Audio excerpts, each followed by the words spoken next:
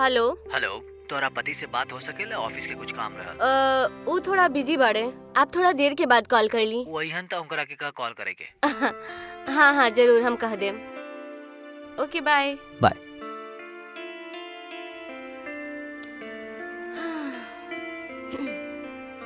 केकर फोन रहल?